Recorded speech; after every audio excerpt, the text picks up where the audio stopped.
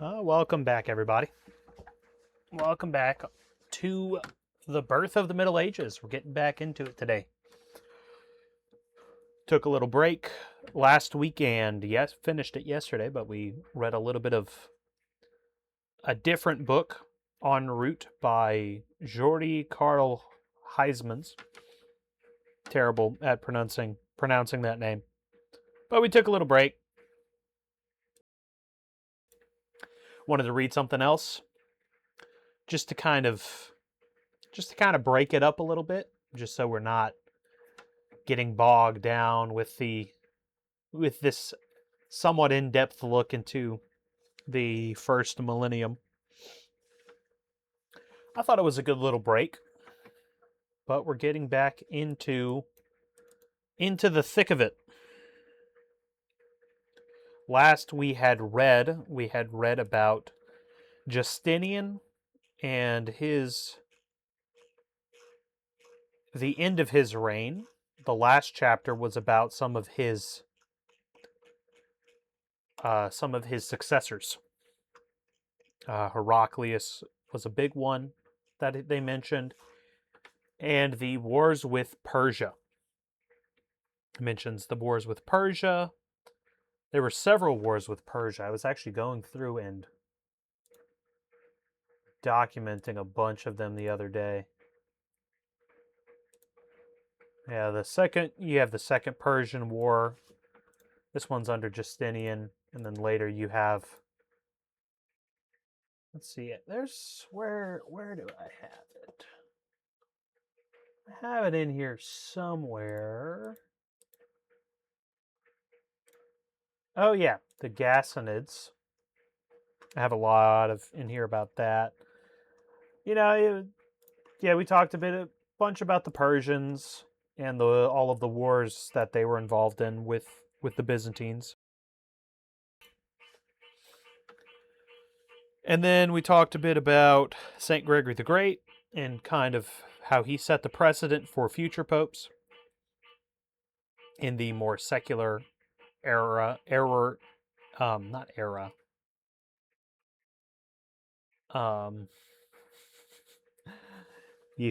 the more secular side of society, how he set the precedent for the popes in that regard. And then we took a break for a week, and we were going to get into part 3, which is about Islam. And this is definitely one of the more interesting parts of the book. I hope. I don't know what Moss has to say about Islam. But as regards the first millennia, this is definitely one of the more interesting time periods. Because you have the piece at the start of the millennia, the first century or so, you have pretty much widespread peace. You have some wars, obviously. The Romans attack and destroy Jerusalem, so you have some rebellions in Israel, and then you have some wars with the barbarians. You have the rise of Christianity as it goes. Then you have the rising of Constantine. 330 AD is the founding of Constantinople.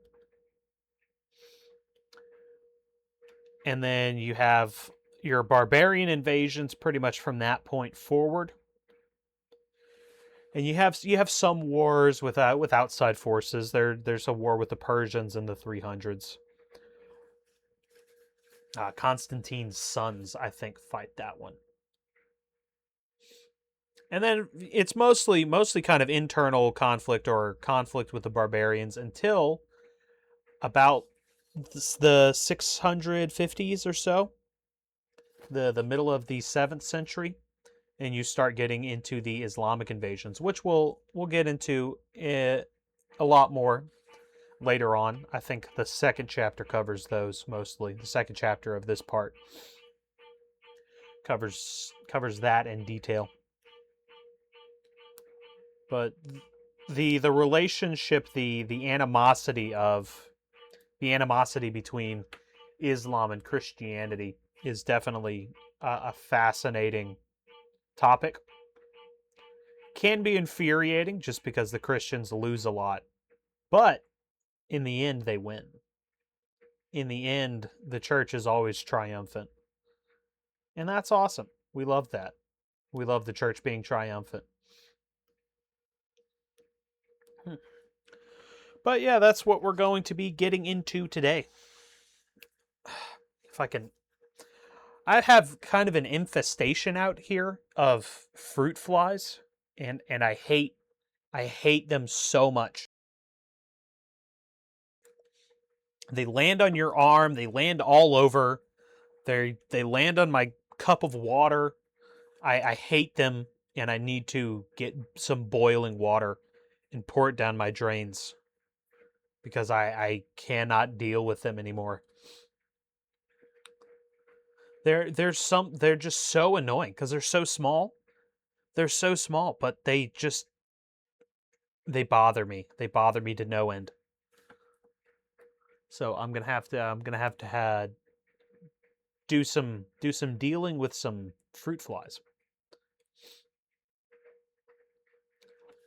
Yeah, but other than the fruit flies, before we get into it, is trying to think if there's anything else to kind of talk about before we fully jump in. Not really much. I think I made some kind of Twitter post earlier. Forget what it was about. It was about the Islamic invasions.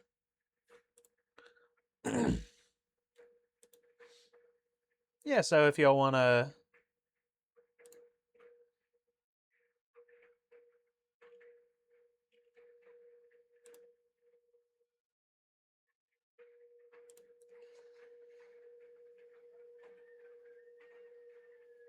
Actually, my last two tweets were kind of about Islam.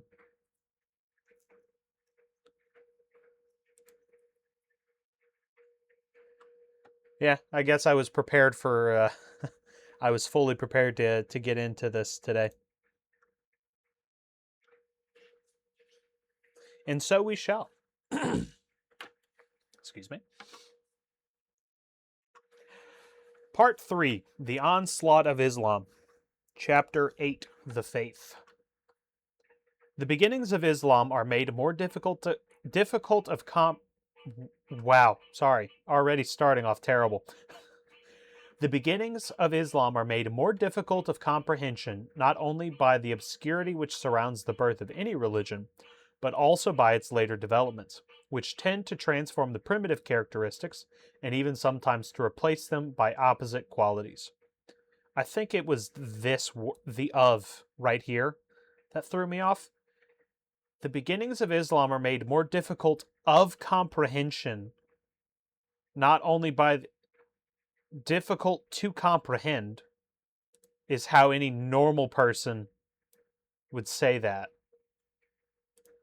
I'm sure this is a correct way of saying this, but I don't think any normal person would say made more difficult of comprehension. But this already is you can tell is a true thing. Just because if you compare the original, he'll get into it soon, but if you compare the early Arabian Muslims when they come out of the desert of Saudi Arabia as compared to the Ottoman Turks, there's a very large difference there in just culture.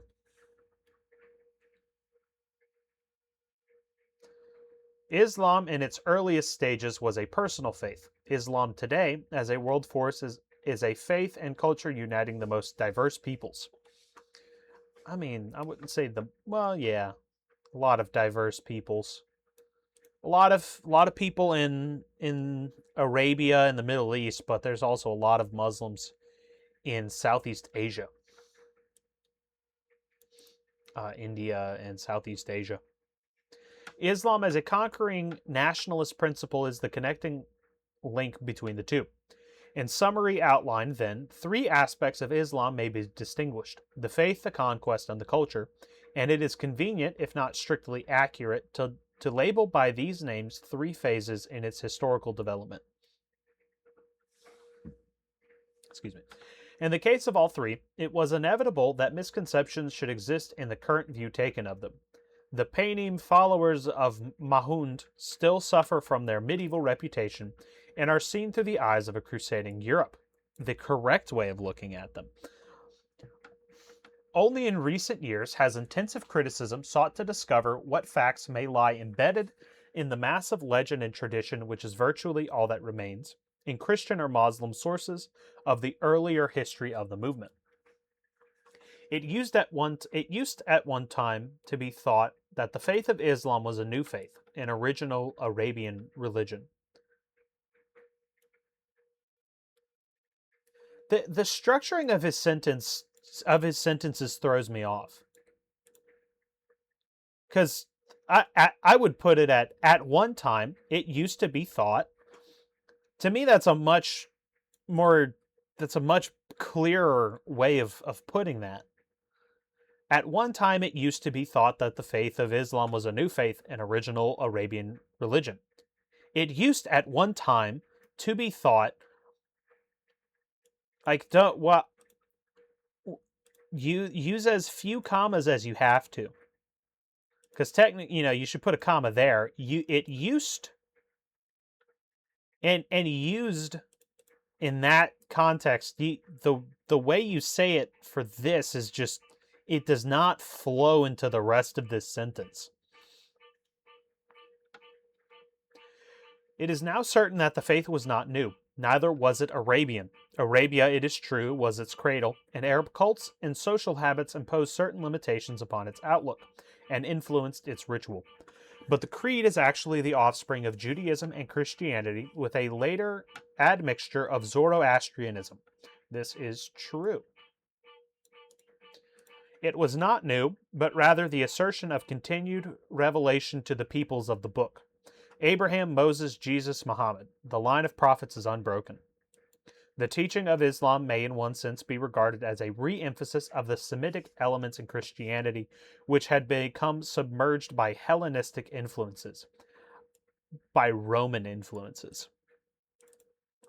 I'm not sure about this Hellenistic influences.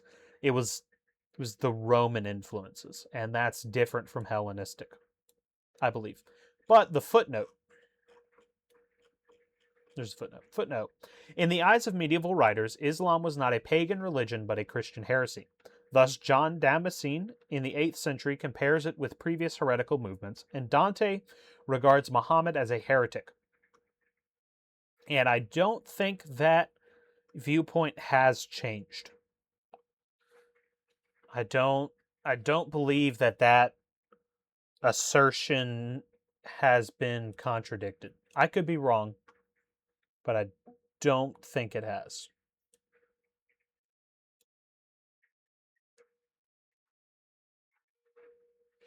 The conquest of Islam, moreover, can no longer wear the aspect of a fierce crusade of fanatical and visionary warriors bearing the sword in one hand, the Quran in the other, intent on forcible conversions of the unbelievers. It actually can't, because that is exactly what happened. It was in reality a nationalist movement caused largely by food shortage, and led by a sternly realist aristocracy of military adventurers in whose view the conversion of the subject races was politically inexpedient. I don't know what he's talking about, but he is definitely, I'm pretty sure he's just wrong about all of this. Footnote. Whether or no Caetani's theory of steady process of inaridimento, or desiccation in the Arabian Peninsula, be accepted, the importance of the economic factor among the causes of the Arab migrations cannot be overlooked. Finally, the culture of Islam was not, as is often supposed, an Asiatic civilization, irreconcilably opposed to that of Europe. No, it was an Arabian civilization irreconcilably opposed to Europe. It was, on the contrary, a product of the same elements as those which formed the background of early Christian thought, the union, namely, of Hellenistic and Semitic culture which pervaded the Near East. And this common basis accounts largely for the extensive influence exercised by Islam upon the medieval culture of Europe. The religious hostility of Christian and Muslim has obscured their common origin, their co-heirship in the legacy which the conquests of Alexander bequeathed to mankind. But this community can nonetheless be traced throughout the history of Islam, although with the spread of the faith into Asiatic regions and the shifting of the capital from Syria to Iraq, Oriental characteristics become more prominent. Let us now see how these apparent paradoxes can be explained. Yeah, I don't know what he's on, but he's wrong about like all of this. At face value, I might just be reading it wrong or reading it into it incorrectly. But let's see. It was, on the contrary, a product of the same elements as those which formed the background of early Christian thought, the union of Hellenistic and Semitic culture which pervaded the Near East. I don't know how much Hellenistic culture there is in Islam, especially early Islam. That doesn't sound right. I would think it would be more of a Zoroastrianism. He mentioned Zoroastrianism, but I think that had more of an influence than anything Hellenistic. And it's demon worship. Muhammad is visited by an angel, aka a demon, and that's why they invade. This whole, maybe there was the food shortages helped the religious fanatics push for an invasion, but it was definitely a religious war. This is just incorrect. And this common basis accounts largely for the extensive influence exercised by Islam upon the medieval culture of Europe. That influence is because they conquered everything. They conquered Spain. They conquered half of Italy. Yeah, their culture's going to affect it because they controlled it for hundreds of years. And it's not because we have a similar basis. It's because they conquered and forced people to adopt their culture. That's just... he's wrong to assume that didn't happen. I don't think he assumes it didn't happen, but he definitely downplays it. That's just how they converted people. Was they ostracized you. If you were a Christian, you paid taxes no matter what. You could barely participate in society at all until you joined the mosque. You were a third-class citizen until you became a Muslim. So they didn't have to force you at gunpoint. They forced you by ostracizing you. Henri Pirenne talks about this as well, who's another historian who I, respect a lot more than Moss now. I was starting to like Moss, and then we got into Islam, and he's just wrong.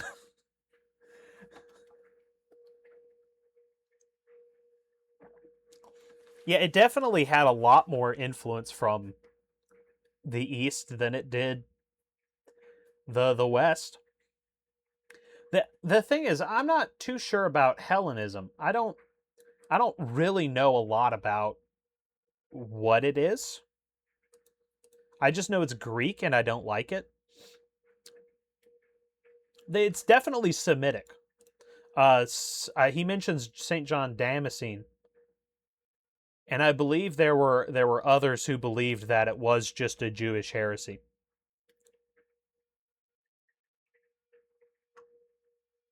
How truthful that is, we don't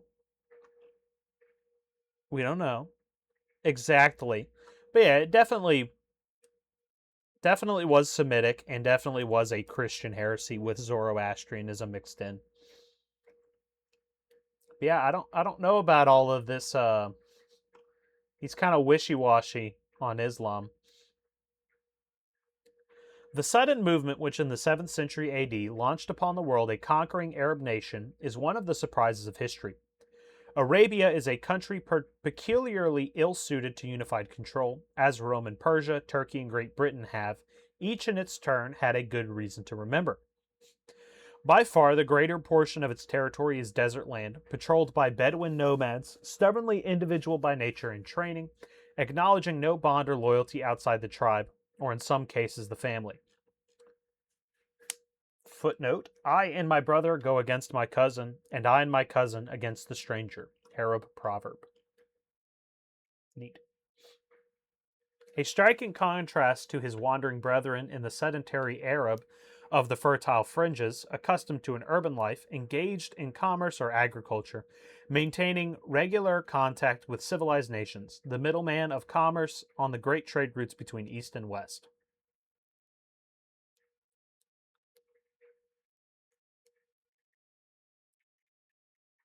Okay, yeah. Yet a nationalist point of view is hardly to be expected here. In the extreme southwest, the population of the Yemen, profiting by the Red Sea trade, had attained a certain unity, as their ruins and inscriptions attest, under the rule of the Sabian kings. But Abyssinian invasion, a century before, had destroyed their political importance, though it could not alter the conditions which gave them so large a share in the traffic of the Far East.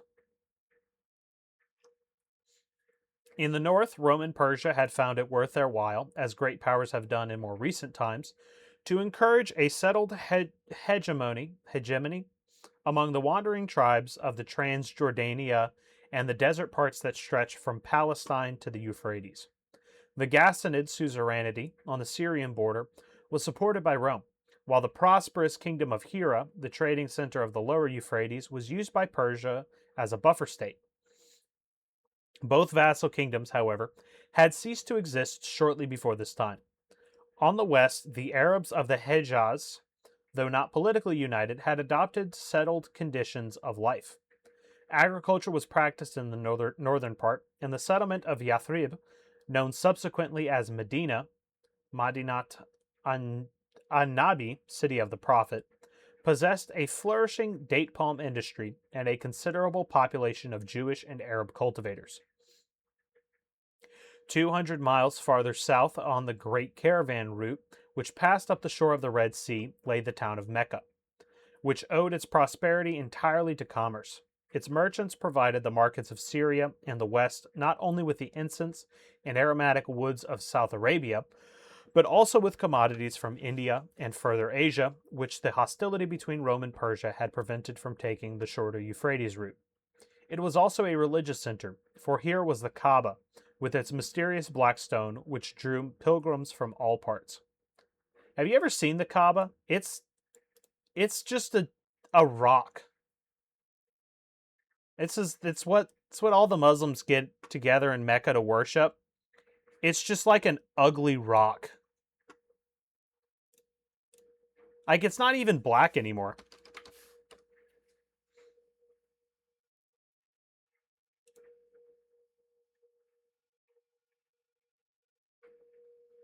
Yeah, this is like the black box that the rock is in. And every Muslim has to come here, I think, once in their lifetime. And this is, when Muslims have to pray in a certain direction, it's because they're praying in the direction of this box. And what's in the box? It's a rock.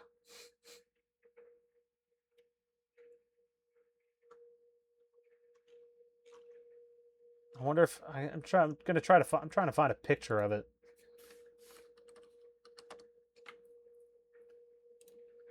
Yeah, it's just a rock. This is what all the fuss is about. The black stone, yeah, it's just this is what the Muslims pray towards.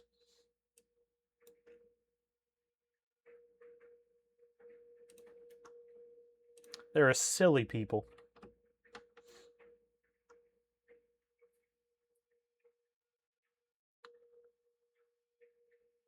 Let's see. The Black Stone is a rock set into the eastern corner of the Kaaba, the ancient building in the center of I'm not reading that, in Mecca, Saudi Arabia.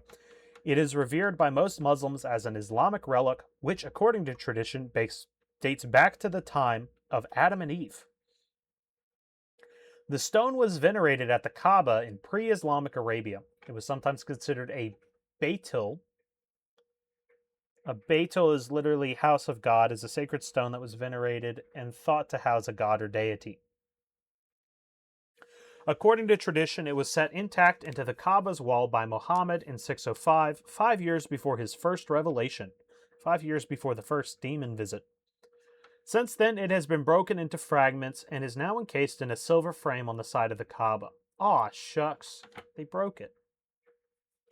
Its physical appearance is that of a fragmented, dark rock polished smooth by the hands of pilgrims.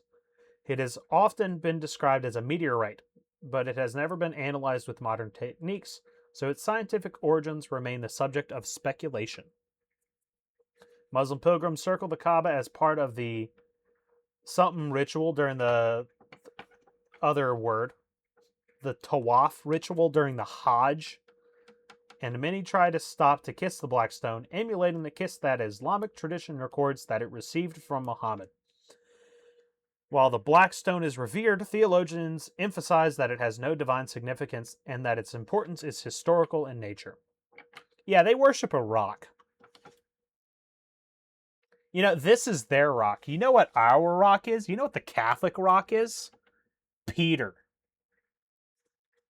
It's the Pope. It's Rome. It's the church itself. It is Jesus.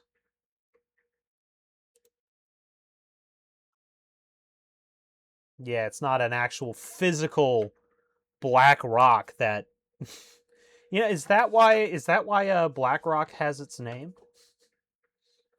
Is it because of the Kaaba? You know, the company that buys up all of the land, buys up all of these houses and whatnot. I doubt it. But it would be funny. It would be funny.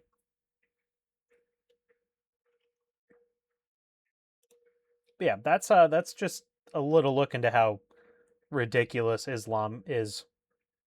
Religion in Arabia was no more organized than politics. Local shrines, sacred pillars and enclosures, hereditary ritual, and a large number of primitive and ill-defined deities were its constituent elements. The Jewish and Christian communities in the coastal districts had introduced their faiths, often in a debased or heretical form, but the bulk of the population remained attached to their ancient practices, which were probably, for the most part, on the level of the Baitil worship of early Crete or Palestine. So in the Wikipedia article, it mentions that a Baitil, I think it literally means house of God, and it was these stones or things that they believed housed deities.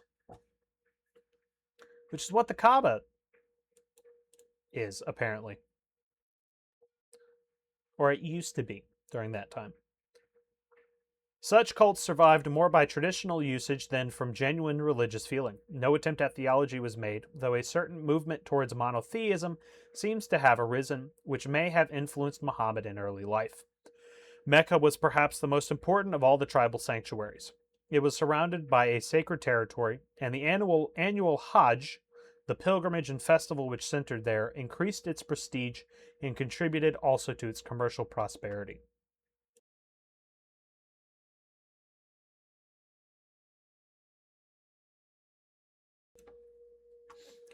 Muhammad was born at Mecca about AD 570. He was a member of the trading community, and by the age of 30 seems to have become reasonably affluent.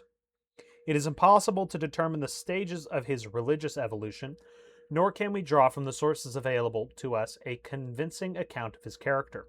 Many of the qualities attributed to Muhammad, whether attractive or the reverse, appear to belong to a generalized prophet, a type familiar to the East rather than to an individual.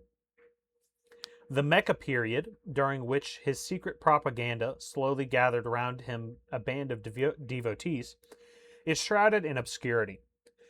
The main subjects of his thought were bound to arouse opposition among the materialist, and conservative merchants of Mecca, among whom ancient custom and tribal morality reigned supreme. His doctrine of the unity of God met with no challenge or resistance, but the denial of the efficacy of local deities as intercessors, the emphasis laid on the universal duties of charity and pity, and above all, on the imminence of the Last Judgment, which Muhammad preached with apocalyptic fury, were bound to be held suspect and subversive by respectable members of society. The emphasis laid on the universal duties of charity and pity. That just isn't a Muslim, that's not a Muslim thing. Charity and pity are kind of uniquely Catholic. Most of these other religions, they don't value the weak. They don't value the trodden upon, the destitute. The Catholic Church does, in a big way. The poor serve a very important role. Our Lord says it is easier for them to get to heaven because they don't have the material attachments that the rich people do. But because they're poor, they are a source of virtue for those who do have. They are how the rich get to heaven. It's through almsgiving. It's through helping the poor, through charity and pity, which is uniquely Catholic. Maybe there's some other religions that probably acknowledge it. I don't know all of them. But Islam definitely doesn't. Especially not others, outsiders, foreigners, or the infidels. No charity and pity to the infidels. The church will have charity and pity universally because we are a universal church. But this just seems like cope. Maybe not cope, but you get what I mean. Under their scornful criticism, his wild utterances and confused thoughts were forced to justify themselves by argument, and his principle, borrowed largely from half-understood scraps of Christian and Jewish legends, were fortified by examples and analogies drawn chiefly from the scriptures. Such reasoning deepened the gulf that separated him from his ancestral worship, and he began to denounce its polytheism and idolatry, though the cult of the Kaaba was, by a true political insight, allowed subsequently to form an essential part of the new religion. Rock worship. The turning point was reached in 622, the date of the Hegira, or migration, when Muhammad forsook his native city and turned to the more congenial surroundings of Medina. As his following grew, the necessity for laws and regulations became evident, and the new political importance of Muhammad is reflected in the series of revelations, between a million quotes, embodying a civil and penal code and a number of ritual observances. In spite of opposition from the Jewish population, sure, he succeeded before long in dominating the community and attaching to himself a large body of believers who had, as the name Islam implies, submitted themselves to the will of Allah, and therefore to his prophet. But their economic needs had next to be supplied, and a momentous step was taken when Muhammad determined to plunder the Meccan caravans, justifying his aggressive policy by representing it as God's vengeance on the unbelievers. Nothing was better calculated to persuade the Arabs of the truth of his teaching than the success of the Medinese raids, and when not even a powerful coalition of the Meccans and other victims had prevailed against them, the way was prepared for the triumphal return of the Prophet to Mecca in 630. When Muhammad died in 632, his political authority was supreme in the Hejaz, and the respect accorded to his conquering arms throughout the peninsula was a sign that a new centralizing force had arisen in Arabia. God had abundantly justified his prophet. Now, before we continue,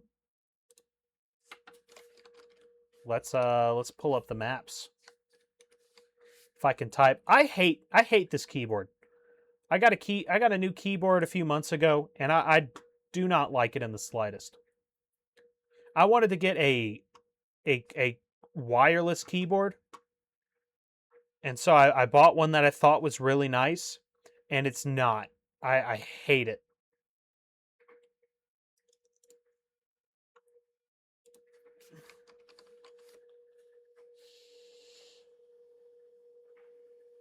But all right, Google Earth. We love Google Earth. All right, this is Mecca. You'll notice it is connected via river. It looks like to the Red Sea. This is in Saudi Arabia. Yeah, so you have Mecca here and Medina up here.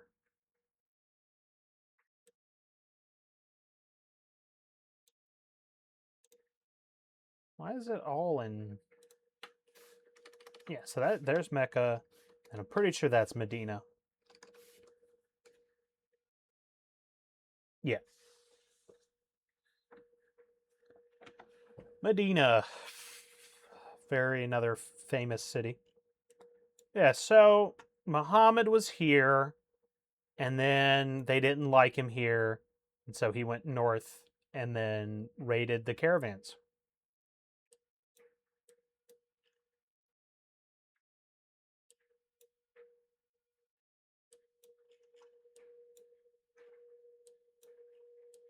What's this?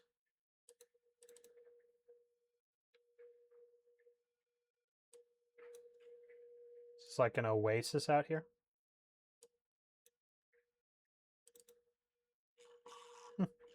Yeah, it's just a little idea of where old Muhammad was. Let's see. It is clear that the origin of Islam was purely religious. The urgent need to convert his fellow men was the motive of its founder in gaining his earliest adherents.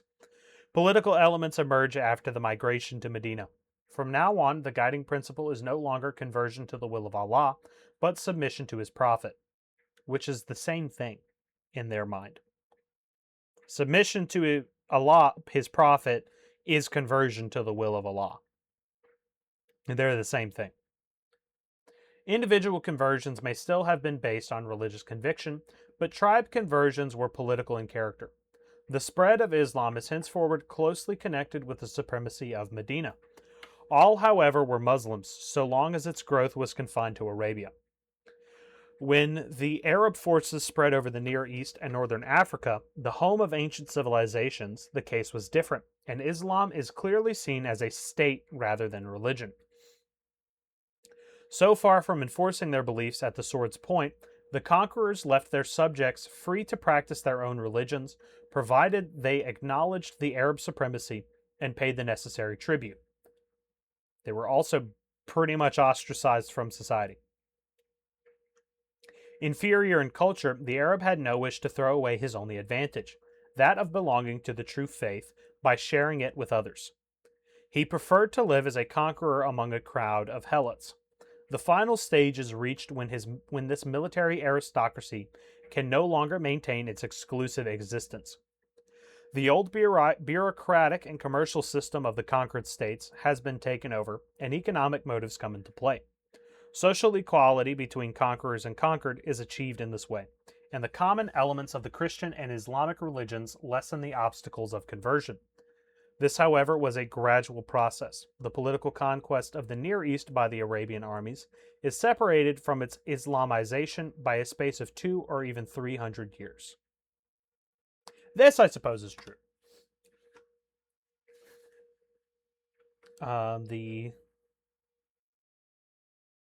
It didn't happen. These conversions to Islam didn't happen overnight, but it was, through persecution.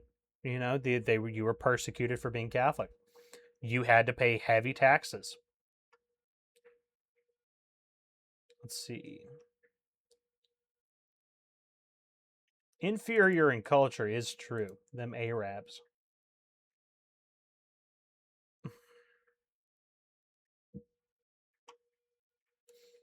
Yeah, the enforcing their beliefs at the sword's point. Yeah, like I said, a lot of the conversions came from ostracism. That was the mainly how they got their converts. That's mainly how North Africa was converted. Oh, that's the end of the chapter.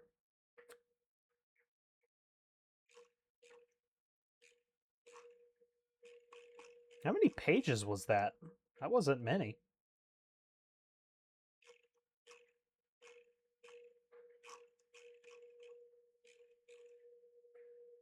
143.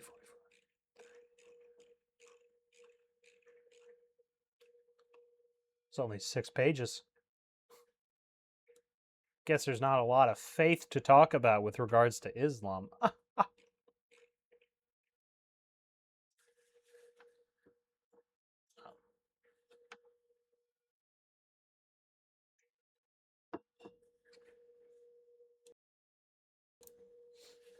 Yeah. Well, I guess we can continue. It's only 7:40. I've only been doing this about 40 minutes. No point in not continuing. All right, chapter 9. The Conquest. Religion, as we have seen, had made possible the organization of Medina. This organization united the scattered Arabs in military conquest. Out of this community grew a state. The key to the movement is to be found in the character of the immediate successors of Muhammad. His death was followed by a general rising in Arabia against the domination of Medina, and Islam seemed destined at this time to succumb before an overwhelming reaction of tribal feeling and particularist tendencies. The situation was saved by the strong and ruthless generals who led the Medinese forces against the peoples of Central Arabia. They, and not the contemplatives of Islam, directed the course of the movement. In swift and merciless campaigns, they gained ascendancy over the whole peninsula, uniting the warring elements in a loose confederation organized for aggressive action. But before the subjection of Arabia was complete, the earliest raids on Syria and Iraq, undertaken only with small forces and with little idea of regular conquest, had carried all before them, and the overwhelming victories of the Yarmouk and Qadesiyah had made it possible for the newly formed confederacy to avoid disruption by launching its masses upon the neighboring territories. The time was ripe for such an adventure, and the nearest outlet for the surging forces was the land that lay immediately north of the peninsula, between the empires of Rome and Persia. Let's see. I believe the Yarmouk happened to these people. The Ghassanids.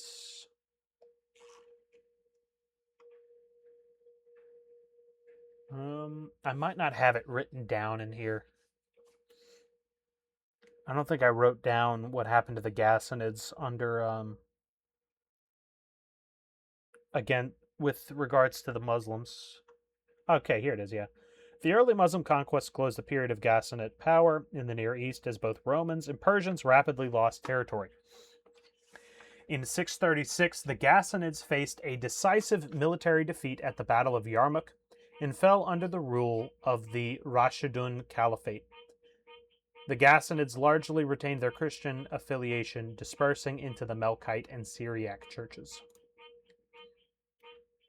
Yeah, so the Ghassanids they were kind of a proxy force, a subjugated kingdom of the Romans, of the Byzantine Empire. They worked for them. They were a tribute nation.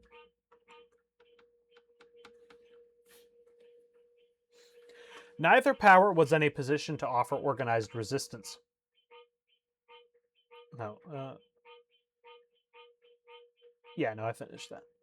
Neither power was in a position to offer organized resistance. A period of anarchy in the Sassanid domains had followed the triumphs of Heraclius, and when order was finally restored, it came too late.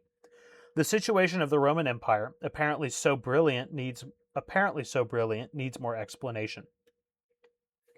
Her victories had not only rendered Persia a defenseless victim, they had at the same time so weakened her own resources that in less than 8 years, all her newly regained territory in Syria and Egypt was lost to her.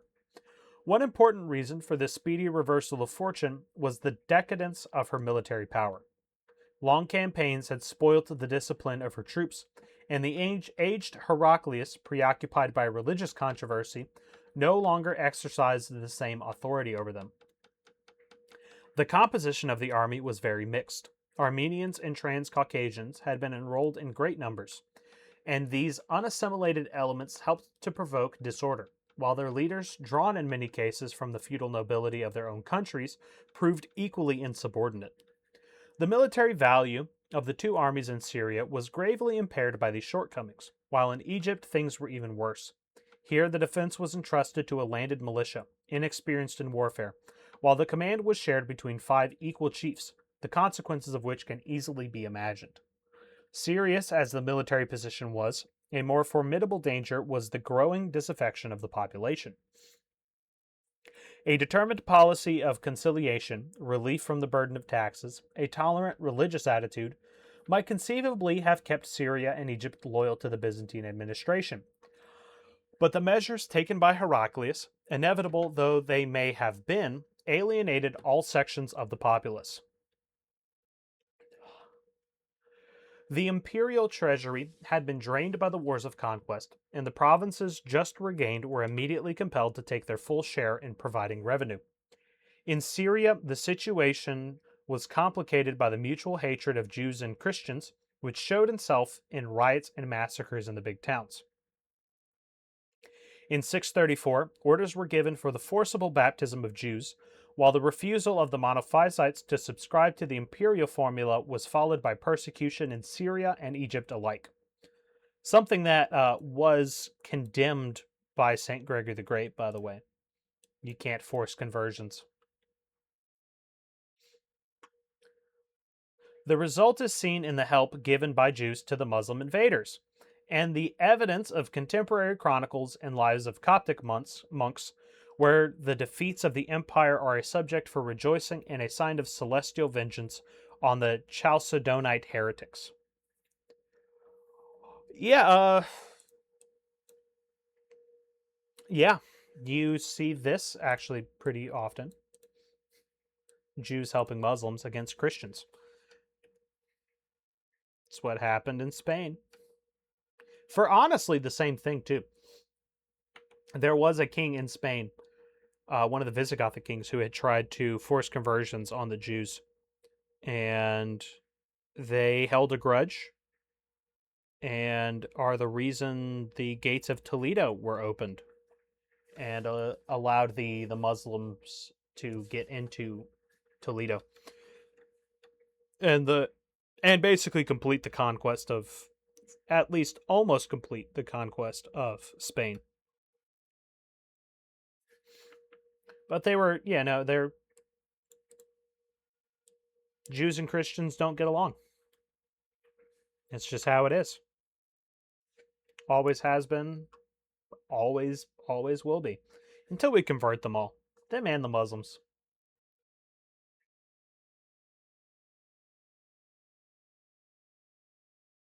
Sorry, I got distracted. I just got a work email. I don't know why my boss is emailing me at 8 o'clock on a Wednesday. I ain't looking at it, boss. Raids on the Syrian frontier cities had long been a regular practice of the border Arabs, and the first attempts of Islam can have created no consternation at Byzantium. In 629, well before the death of Muhammad, an attack on southern Palestine had been beaten off. But 5 years later, a more formidable movement took place. 2 armies entered Palestine from south and east and inflicted a serious defeat upon the Byzantine forces. Next year, they were encamped before Damascus. The valiant efforts of Heraclius to relieve the city were of no avail, and 6 months later it was forced to open its gates. One after another, the remaining towns succumbed to the invader. Only Jerusalem, Caesarea, and the coastal districts still remained intact. With undaunted courage, Heraclius prepared to strike a decisive blow for the defense of Syria. With the spring, an overwhelming Byzantine force, feverishly recruited during the winter, advanced upon Syria. Damascus was retaken, and the Arabs retired before superior numbers to the far side of the Yarmouk. A number of engagements took place in this region, culminating in a terrible Byzantine defeat on the Yarmouk, August of 636, which sealed the fate of Syria. Heraclius had thrown his whole strength into the campaign, and its utter destruction removed all hope of meeting the invaders in the field. One by one, the fortresses surrendered. By 637, the coastal towns Acre, Tyre, Sidon, Beirut were in Arab hands. The next year saw the fall of Jerusalem and Antioch, and when Caesarea, the administrative capital, was taken in 640, the country as a whole had already accepted the domination of Islam. Antioch is one of these interesting cities. So, Antioch, Sicily, and I think Sardinia are all conquered by Islam at some point, and all of them are liberated or taken back by Vikings, by the Norman Vikings. They were Danes, they were Danish men who were settled in France, and they got bored and they went into the Mediterranean and reconquered Sicily. And then on the First Crusade, they broke off from the main force and went and conquered Antioch.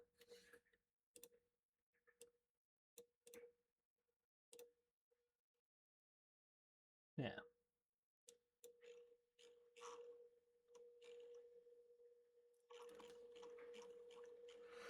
The Normans get a bad rap, but I'm partial to them.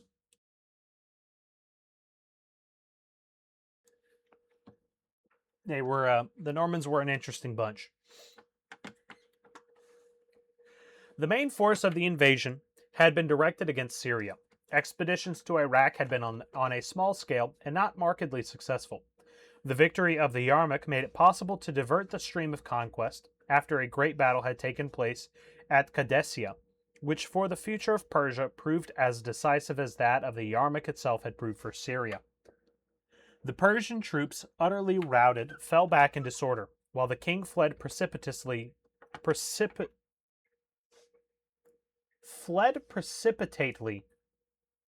his capital.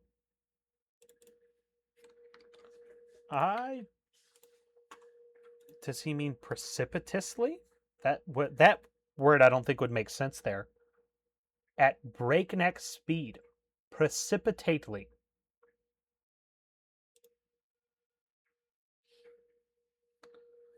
I need to look up a dictionary plug-in for this. Precipitately.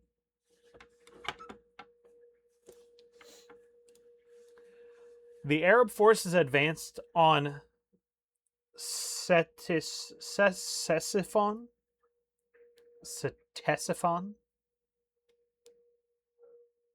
which was taken and pillaged.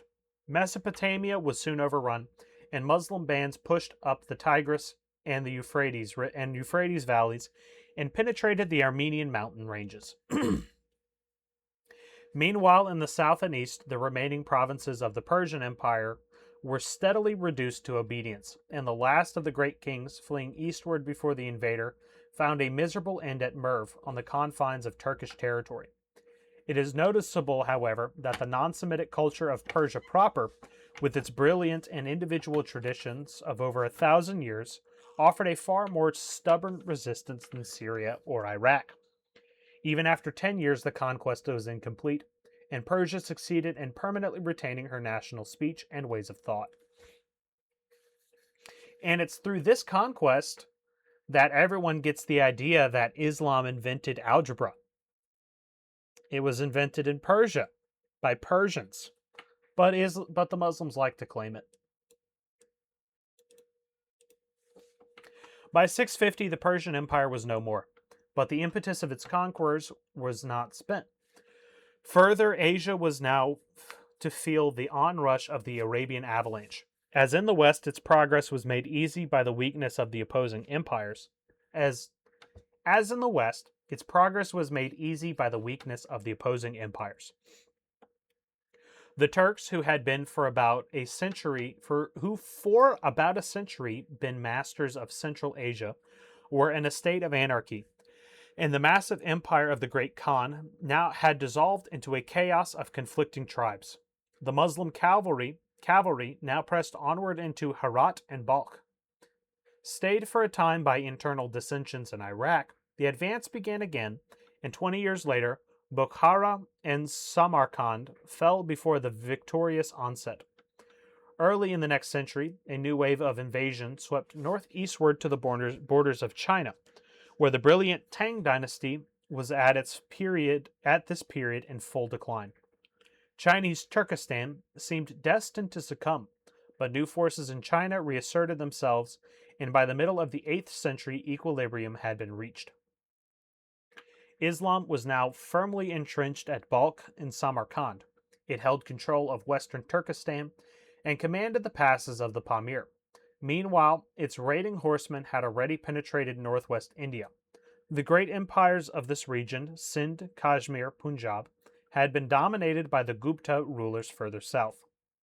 Towards the middle of the 7th century, however, this hegemony had collapsed, and the full tide of Muslim conquest, which set in at the beginning of the following century, carried the Arab standard victoriously through the Indus Basin and laid the foundation for the future magnificence of the Punjab princes.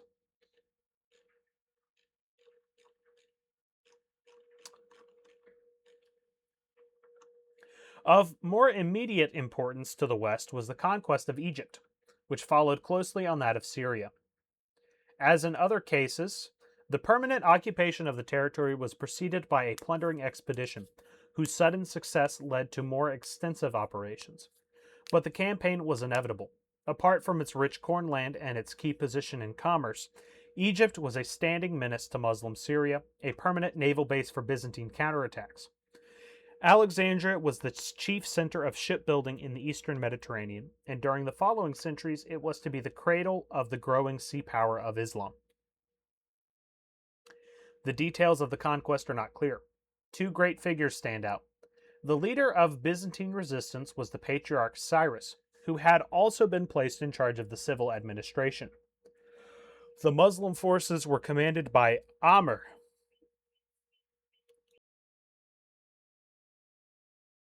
That's a Muslim name. The Arabian names are weird. Amr, a general who had already distinguished himself in Syria. The conquest centers around the siege of Babylon, not far from the modern Cairo. The complicated policy of Cyrus is difficult to estimate. His main purpose appears to have been to save useless bloodshed and destruction of property by timely compromise. Babylon, after holding out for several months, surrendered in 641. Alexandria, by a treaty of which Cyrus was the author, was handed over in the following year, and the subjugation of the rest of Egypt was systematically pursued. As we have noticed above, the Muslim policy in these early days was to segregate the Arab elements from the conquered population and make of them a ruling and privileged class. A new capital was therefore chosen near the ancient Babylon, and Old Cairo came into being. As the central point of the Arab domination. Just as in Iraq, the seat of government had been placed not at Ctesiphon, but at Kufa, near Hira, to form the citadel of Muslim Arabianism against foreign Persian culture. In the same way, the permanent conquest of North Africa may be said to begin with the foundation of the great city of Kairouan. This further conquest was a slow process, impeded by two main factors: Berber resistance. Let's go! Hashtag Berber mentioned. Can we get some hashtag Berber in the chat? I'll do it myself, don't worry. And the struggles for the caliphate. I don't know why, but I'm just a big fan of the Berbers. the Berbers, there's just, yeah, I don't even really know a lot about the Berbers, but I really like them a lot.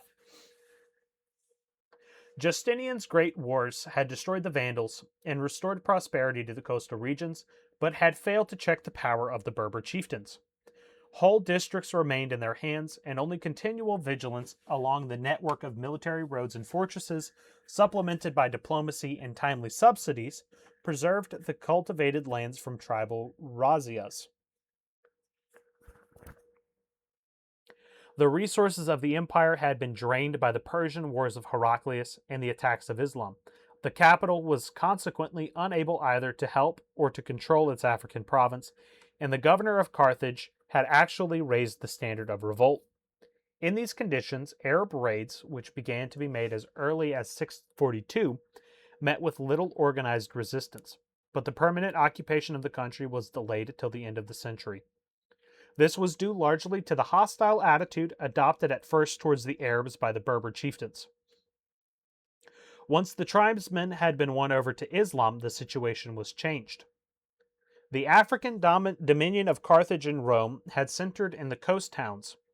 That of Islam drew its strength from the Moorish inhabitants of the interior. From these masses emerged the flood of warriors which poured down on the maritime districts, driving out the remnants of Byzantine rule and spreading across the sea to Spain and Sicily. The Berber element is decisive in the Muslim attacks upon Western Europe. Yeah, so this right here, once the tribesmen had been won over to Islam, they were conquered. They were conquered, and their queen had her head chopped off and sent to Mecca. Yeah, when they had been won over to Islam, they were forcefully converted to Islam after their queen got her head chopped off because she was resisting them. I hate the way this man talks about Islam. It's so wishy-washy.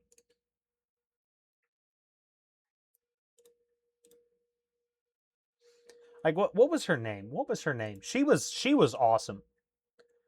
She's one of those female rulers I actually respect. Let's see.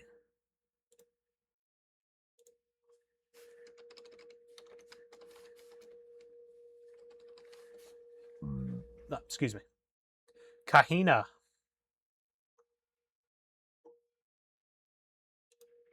Yeah, she was awesome. Yeah, she led the resistance against the Muslims. And yeah, she had her head chopped off once they were eventually conquered.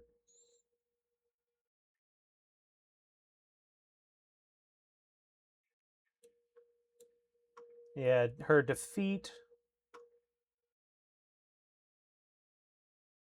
Yeah, no, she held out showed some resistance for a long time. 668 to 703, a lot of that was spent fighting Muslims.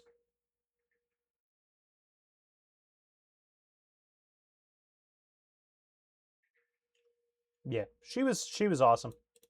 Big fan of her, big fan of the Berbers.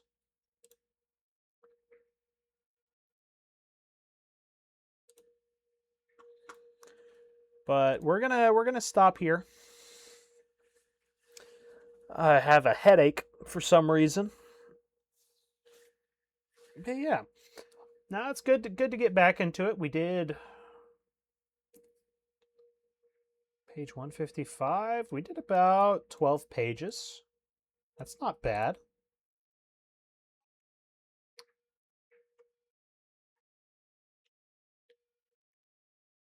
It's those kind of people who did that. I'm not sure what you mean, but whatever you mean, I probably agree with it.